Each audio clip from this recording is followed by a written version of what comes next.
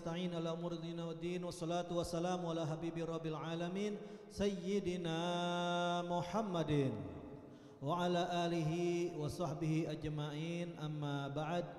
Puja dan puji syukur kehadirat Allah Subhanahu wa taala yang masih menetapkan kepada kita keimanan, keislaman sekaligus taufik hidayah.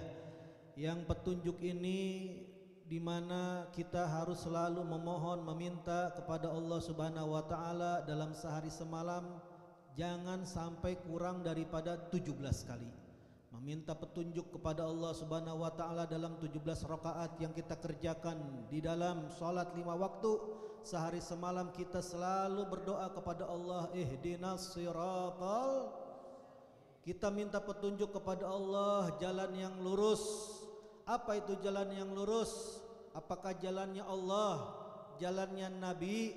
Tidak, akan tetapi Allah sebutkan di dalam ayat berikutnya, siratal ladzina an'amta alaihim. Jadi Allah memberitahu kepada kita jalan yang lurus yang kita harus minta mohon kepada Allah Subhanahu wa taala itu adalah jalannya orang-orang yang telah diberikan nikmat oleh Allah Subhanahu wa taala. Berarti menunjukkan bahwasannya ada beberapa orang atau generasi orang-orang sebelum kita yang mana mereka ini mendapatkan nikmat berupa petunjuk jalan yang lurus yang mereka terima dari Allah melalui baginda Nabi Muhammad sallallahu alaihi wasallam, sehingga jelas Al-Imam Abdullah bin Al-Haddad berkata di dalam qasidahnya, walzam kitabullah, lazimilah Al-Quran kitabullah, watba' sunnatan, dan ikutilah sunnah baginda Nabi Muhammad sallallahu alaihi wasallam, waqtad hadaqallaha bil aslafi. Melalui apa kita menyampai kepada Al-Quran? Melalui apa kita sampai kepada sunnah Nabi sallallahu alaihi wasallam? Bil aslafi, dengan kita mengikuti salaf orang-orang saleh terdahulu. Niscaya kata Imam Haddad, hadaqallahu bil aslafi, Allah akan memberikan petunjuk kepadamu dengan kamu mengikuti jalannya orang-orang saleh terdahulu yang mana sumber mereka Al-Quran, sumber mereka adalah sunnah Nabi Muhammad sallallahu alaihi wasallam. Sehingga begitu pentingnya thariqah, begitu pentingnya sanad, sampai seorang al-Imam Muslim, yaitu yang mengarang kitab Sahih Muslim, murid kesayangan daripada Imam Bukhari, beliau di dalam muqaddimahnya permulaan kitab daripada Sahih Muslim, beliau mengutip daripada yaitu ucapan al-isnadu minad din, sanad itu termasuk daripada agama. Jadi jangan kira Al-Quran, jangan kira sunnah saja, tetapi sanad yaitu rantai kita mendapatkan ilmu ini termasuk daripada agama. Sampai kata beliau sebutkan, walaulal isnad laqala man syaa ma syaa. Kalau bukan karena sebab sanad, maka niscaya setiap orang siapa saja dia akan berkata terserah dia, semau dia. Yang penting dia bisa mengucapkan, apakah itu dasarnya dari mana enggak mau tahu, tapi karena ada isnad, tapi karena ada sanad. Tidak sembarangan orang-orang soleh terdahulu mereka mengambil ilmu, dilihat dulu siapa orangnya, dilihat dulu siapa gurunya. Sehingga Imam Muslim meriwayatkan daripada Ibn Sirin dengan ucapannya, inna hadzal ilma dinun, sesungguhnya ilmu yang kalian pelajari ini adalah agama untuk kalian. Kalau yang namanya agama, fanduru amman ta'khuduna dinakum, maka lihat dulu, cek dulu, periksa dulu dari siapa kalian mengambil ilmu ini. Jangan sembarangan ambil ilmu. Jangan sembarangan menerima ilmu, dikarenakan ilmu ini bagaikan agama untuk kalian. Kalau ilmunya benar, otomatis agamanya benar. Kalau ilmunya salah, maka tidak diragukan lagi dia dalam kesesatan. Sehingga tidak aneh kalau orang-orang soleh terdahulu seperti Imam Syafi'i, beliau sampai berangkat dari Mekah menuju Madinah semata-mata ingin mengambil sanad keilmuan daripada gurunya Al-Imam Malik bin Anas, yang mana Imam Malik ini telah jelas mengambil sanad daripada ilmu gurunya yaitu Al-Imam Nafi', yang mana Imam Nafi' ini mengambil sanad daripada sahabat Nabi Sayyidina Abdullah bin Umar bin Khattab, yang tidak diragukan lagi Sayyidina Abdullah bin Umar bin Khattab mengambil daripada baginda Nabi Muhammad sallallahu alaihi wasallam. Kalau sekali berimam Syafi'i aja sampai mereka ini orang-orang soleh terdahulu bepergian meninggalkan negeri mereka hanya semata-mata dengan ilmu yang mereka cari, apalagi kita yang hidup di akhir zaman. Sudah tidak diragukan lagi, kalau pengen selamat maka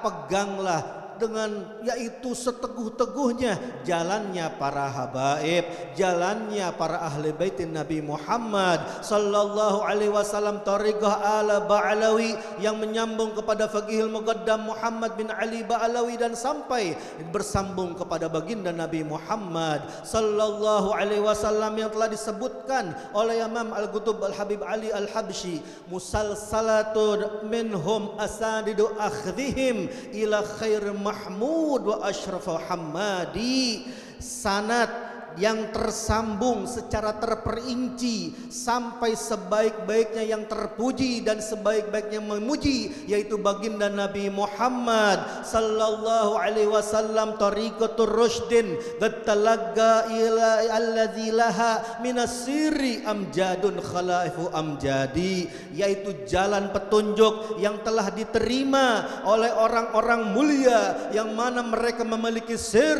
rahasia yang mana terus diteruskan oleh generasi orang-orang mulia. Abun yatalagga an abihi wa hakadha fayalaka amin abail kiram wa auladi. Tidak lain tidak bukan jalan mereka para habaib, jalan mereka orang-orang soleh mengambil daripada ayahnya, ayahnya mengambil dari kakeknya, kakeknya mengambil dari buyutnya sampai kepada baginda Nabi Muhammad sallallahu alaihi wasallam, ayah dan kakek-kakek orang-orang mulia semuanya. Sehingga kalau kita sudah tahu bahwasannya petunjuk berada di dalam jalannya para habaib, maka ingatlah pesan Nabi sallallahu alaihi wasallam, ini tarikumikum tsagalain, saya telah tinggalkan kepada kalian dua pusaka yang berat. Yang pertama kitabullah wa itrati ahli baiti. Yang pertama adalah Al-Quran, kitabullah, dan yang kedua adalah cucu baginda Nabi Muhammad sallallahu alaihi wasallam yang dijamin oleh Rasulullah, fa innahum lam yaftariga hatta yarida alayyal haud. Keduanya ahli baitin Nabi dan Al-Quran tidak akan pernah berpisah selama-lamanya sampai mereka berdua kembali kepadaku di telaga haudku baginda Nabi Muhammad sallallahu alaihi wasallam. Oleh karenanya Al-Imam Al-Qutub Al-Habib Abdullah bin Al-Haddad dari qasidah yang sering kita baca telah menyebutkan fahumul qaumul ladzina hudu wa bi fadlillahi qad sa'idu, mereka adalah kaum golongan orang-orang yang telah diberikan petunjuk oleh Allah Subhanahu wa taala, dan mereka dengan fadl anugerah Allah Subhanahu wa taala mereka sudah bahagia. Wa li ghairillahi ma qasadu wa ma'al qur'ana fi qarani, dan mereka kepada selain Allah tidak pernah bermaksud, tidak pernah menuju, mereka hanya semata-mata kepada Allah, tidak pernah tersesat di jalan mereka, dan dijamin kalau kata Habib Abdul Haddad wa ma'al qur'ana fil qarani, mereka selalu berbarengan dengan Al-Qur'an, tidak pernah lepas dari petunjuk Al-Qur'an yang disebutkan syubbihu bil anjumi zuhuri mithlu ma qad jaa fil sunani, mereka diibaratkan bagaikan bintang-bintang yang terang bergemerlapan yang telah datang di dalam sunnah Nabi sallallahu alaihi wasallam. An-nujum amanun li ahli sama wa ahli baiti amanul li ummati. Dan juga diibaratkan seperti apa? Wasafinun lin najati idza khifta min tufan kulla adza. Mereka laksana seperti bahtera, yaitu perahu keselamatan. Apabila kamu takut daripada badai, topan, yang sesuatu tidak enak menerjangmu, maka masuklah di dalam, yaitu bahtera perahu tersebut yang disebutkan oleh Nabi sallallahu alaihi wasallam, mathalu ahli baiti fikum kamathalati safinatun Nuh. Permisalan mereka itu seperti laksana bahtera, yaitu perahu Nabi Allah Nuh. Sehingga kata Nabi, man raqibaha naja wa man takhallafa minha ghariqa. Siapa yang masuk di dalam, yaitu perahunya ahli baitin Nabi sallallahu alaihi wasallam, maka dia sudah masuk kepada, yaitu perahunya Nabi Allah Nuh, dia akan selamat. Tapi barang siapa yang terlepas, yang berpisah, maka otomatis dia akan tenggelam, celaka. Makanya Imam Haddad sebutkan, fanju fiha wala takunu kada wa'tasim billahi wasta'ini. Maka selamatkan dirimu dengan masuk di dalam bahtera daripada jalannya para ahli baitin Nabi Muhammad sallallahu alaihi wasallam, dan jangan khawatir, berpegang teguh dengan Allah dan selalu memohon kepada Allah, jangan dipisahkan dengan jalannya mereka, jalannya yang lurus, jalannya Allah Subhanahu wa taala dan Nabi sekaligus keluarga Nabi sallallahu alaihi wasallam. Sehingga jelas di dalam Al-Qur'an Allah Subhanahu wa taala firmankan, wa anna hadza sirati mustaqiman fattabi'uh. Dan ini kata Allah Subhanahu wa taala adalah jalanku yang lurus, fattabi'uh, maka ikutilah jalan yang tersebut, wala tattabi'us subula fatafarrabakum an sabilih. Kalau kalian mengikuti jalan-jalan yang lain, maka niscaya kalian akan berpisah daripada jalan Allah yang lurus. Maka kita pengen tahu seperti apa sih didikan orang-orang soleh terdahulu mendidik kepada murid-murid mereka. Seperti apa sih didikannya orang soleh terdahulu di dalam menjaga murid-murid mereka agar jangan sampai berpisah dari ajaran, jangan sampai berpisah dari gurunya.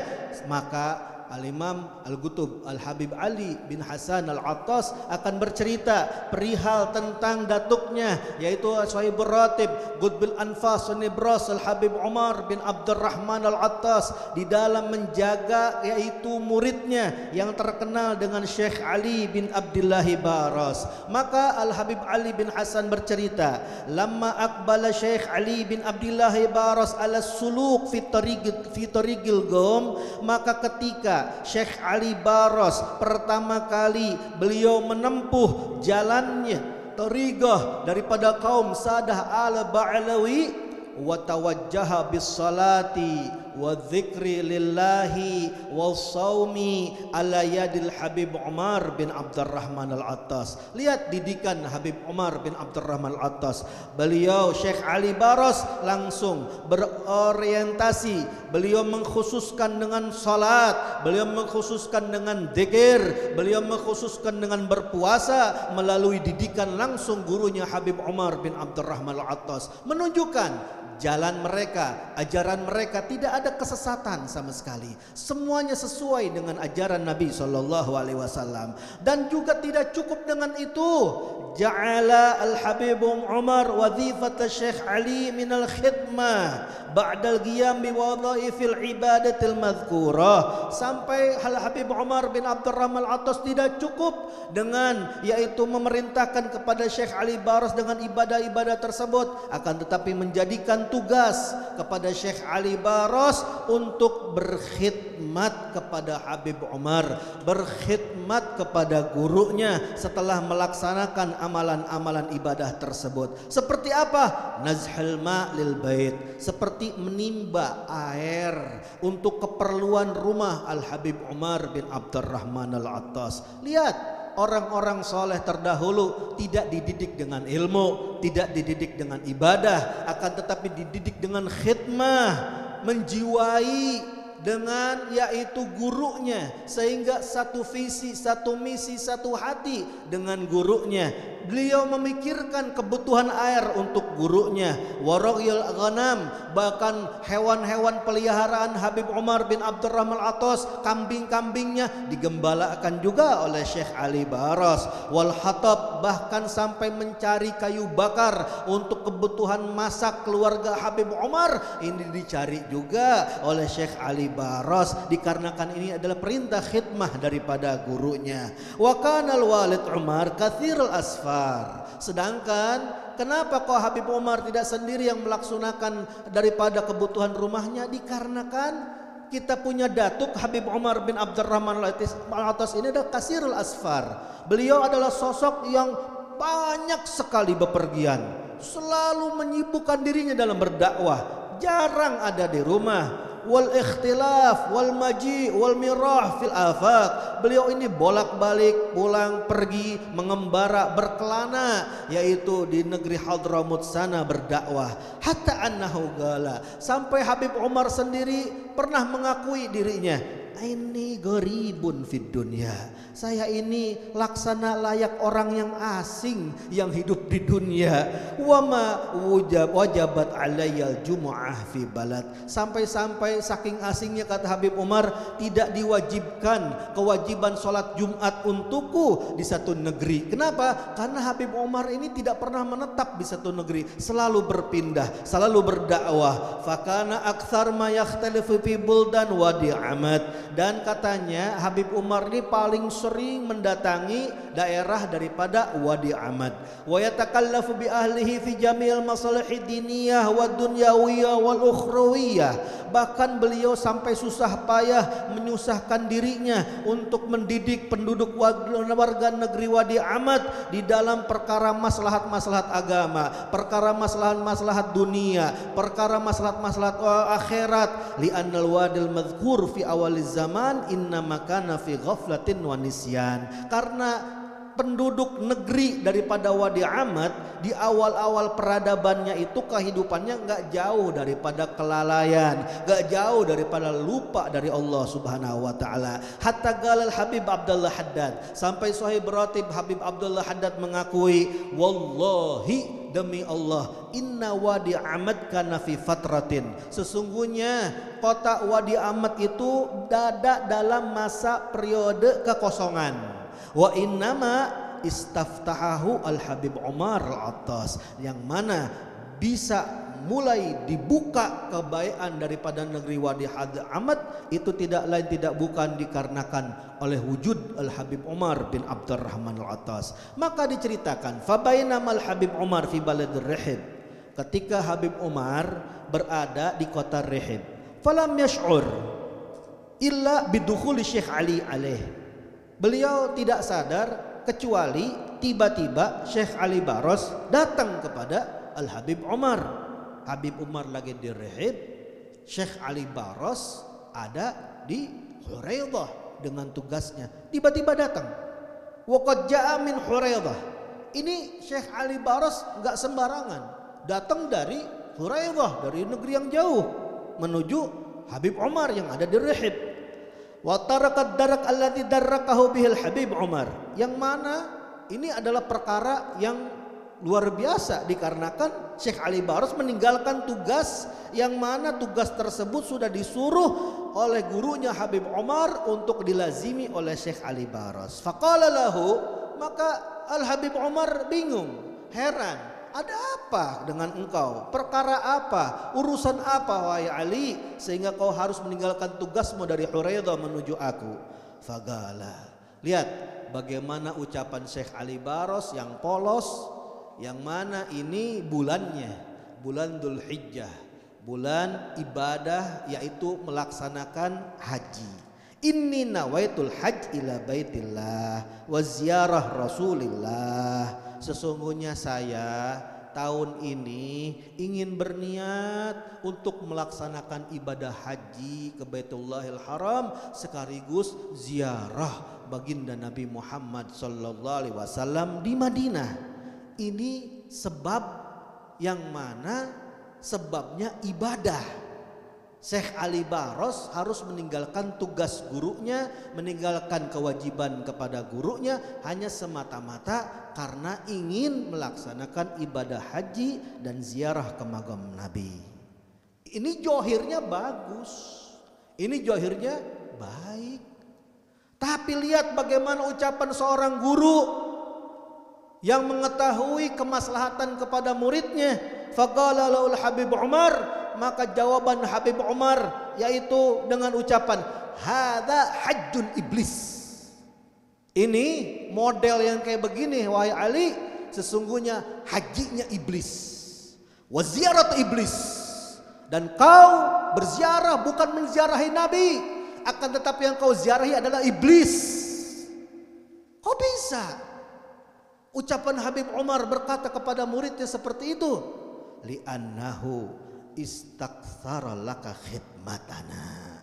Karena kata Habib Umar bin Abdurrahman Al-Attas, dikarenakan kamu sudah memandang banyak sudah berkhidmah kepada kami, kamu sudah merasa cukup banyak berkorban untuk kami, kamu sudah merasa cukup banyak sumbangsih kepada kami, wasaqyu baitina, kau sudah cukup banyak memberikan minum kepada rumah kami, wahadbihi, sekaligus kau telah menganggap banyak mengumpulkan kayu bakar untuk masak keluarga kami, wara'i ghanamina, dan kau telah merasa cukup sudah mengembala kambing-kambing kami, fa'ataka bisyarr fi ma'radil khair.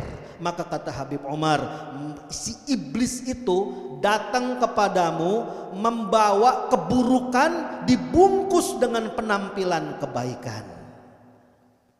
Sebenarnya dia ini yuridul batil, tapi gimana ngomongnya? Yaqulul haqq, tapi yuridul batil. Dia berkata, membisikkan kepadamu seakan-akan itu adalah baik. Apa? Haji, apa? Ziarah Nabi. Tetapi sebenarnya yang dia sembunyikan adalah keburukan.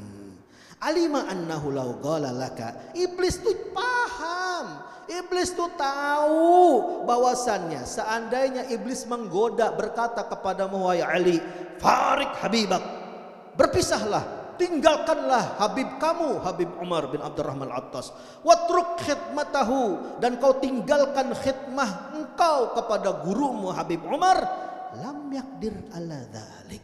Maka si iblis tahu, dia paham, dia tidak akan pernah bisa sanggup menggoda engkau wahai Ali dengan cara tersebut. Jadi gimana caranya? Fa'ataka min kibalin nafsik, maka dia datang kepadamu dari arah keinginan dirimu. Wa asyara 'alaiha bil hajj, dan iblis tahu kamu ini belum melaksanakan ibadah haji, maka diisyaratkan kepada nafsu keinginanmu ini untuk melaksanakan ibadah haji. Tujuannya apa? Liyatimma lahu ma arada minal haji, yang ingin oleh daripada iblis tersebut adalah sempurna apa yang dia inginkan, yaitu merobohkan benteng daripada penjagaan gurunya Habib Umar bin Abdurrahman Al-Attas kepada muridnya Syekh Ali Baros. Maka kata Habib Umar, wa hadza min qabili tarwij syarr fi ma'radil khair. Ini adalah bentuk tipikal promosi keburukan dalam penampilan kebaikan. Seperti iklan, promo, akan tetapi dibungkus dengan kebaikan. Maka ini Habib Umar tahu efeknya kalau seorang murid jauh dari gurunya. Kalau sudah jauh dari gurunya, ini murid berbuat salah, siapa yang ngasih tahu dia salah? Kalau ini murid jauh dari Allah, siapa yang akan menasihati dia untuk kalau dekat kepada Allah? Kalau sudah ini melenceng dari ajaran Nabi, siapa yang akan ngasih tahu dia kalau dia berpisah jauh daripada gurunya? Wadzalhin gum warji' ila Huraidah. Maka saat ini juga kata Habib Umar bin Abdurrahman Al-Attas, bangun kau wahai Syekh Ali, pulang balik engkau ke kota Huraidah, sampai dijamin oleh Habib Umar bin Abdurrahman Al-Attas keutamaannya orang yang bersama gurunya. keutamaannya orang yang memegang ajaran gurunya sekaligus khidmah kepada gurunya dengan ucapan Habib Umar bin Abdurrahman Al-Attas, fa inna kirbatam ma'in tusqiha auladana, maka sesungguhnya satu kantong air saja yang terbuat dari kulit yang kau bawakan, kau beri minum kepada anak-anak kami, kata Habib Umar, afdalul laka min sittamia hajjah au umrah wa ziyarah magbulah. Itu satu kantong air yang kau berikan, kau beri minum kepada anak-anak kami, kata Habib Umar, lebih utama, lebih afdal daripada 600 kali haji dan umrah dan ziarah Nabi magbulah yang diterima di sisi Allah. Ini menunjukkan bahwasannya orang-orang dulu berwasiat kepada murid-muridnya, jangan pernah berpisah dari gurunya, jangan menjauh daripada ajaran gurunya, karena ini Syekh Ali Baros digoda dengan ibadah, digoda dengan ibadah haji dan ziarah saja tidak diizinkan oleh Habib Umar, dikarenakan di balik itu ada godaan iblis dan setan yang terkutuk. Apalagi kita yang hidup di akhir zaman, yang main sembarangan aja mendengarkan atau mengambil ilmu dari orang-orang yang tidak jelas, yang mana ini tidak lain tidak bukan niatnya satu, memisahkan kita dari para habaib ahli baitin Nabi Muhammad sallallahu alaihi wasallam, sekaligus memisahkan kita dari ajarannya mereka, ajaran baginda Nabi Muhammad sallallahu alaihi wasallam yang murni. Semoga Allah Subhanahu wa taala dengan berkahnya Habib Umar bin Abdurrahman Al-Attas, Syekh Ali Baros, dengan berkahnya Hadrabas Saudan, kita semua dijaga oleh Allah Subhanahu wa taala, dilindungi oleh Allah Subhanahu wa taala, keluarga kita, anak-anak kita, cucu keturunan kita senantiasa dalam lindungan Allah Subhanahu wa taala dari godaan setan yang terkutuk, dan senantiasa kita ditetapkan oleh Allah Subhanahu wa taala di jalan thariqahnya para habaib, para ahli baitin Nabi Muhammad sallallahu alaihi wasallam. Rabbi fanfa'na bi barakatihim wa hadinal husna bi hurmatihim wa amitna fi thariqatihim wal mu'afatin minal fitani.